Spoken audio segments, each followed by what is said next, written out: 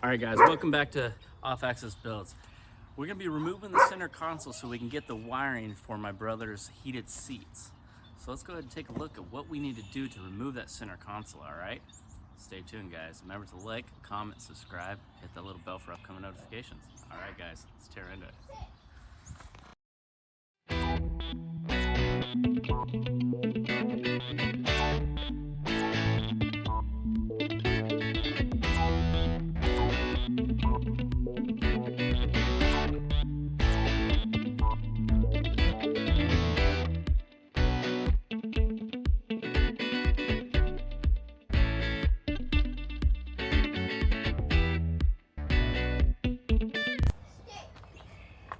Alright guys, so what we're going to be removing today is this section here so we can get the switches into this panel, okay?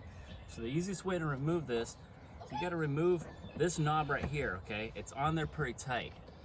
You got to put the car into auxiliary, move it into neutral, and then you just kind of shake it around, and as you're pulling up on it, it will just pop up, okay? So be careful, it can swing you and hit you in the face if you're not careful. But just keep pulling, it will come up. It's not as tight as you think, but it is snug. Okay, so once you get this off, okay, go ahead and set that aside. We're gonna want to pry up on this plastic section here, okay? All right, so once you get this knob off, you're just gonna pry up on this section and this section. Just gonna pop loose, okay? Make sure your e-brake is all the way up. Just gonna pull it up and over the knobs.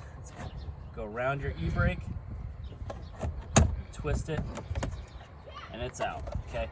So this is what we remove so we can put the switches in, okay? All right guys, so removing that center console was maybe a 5-10 minute job. Pretty simple, just make sure your four-wheel drive is in neutral or in the center position. Make sure your shift gear is somewhere in maybe reverse or neutral, so it's in the upper position as well. Your e-brake's all the way up, and then you just pop it, pull it up.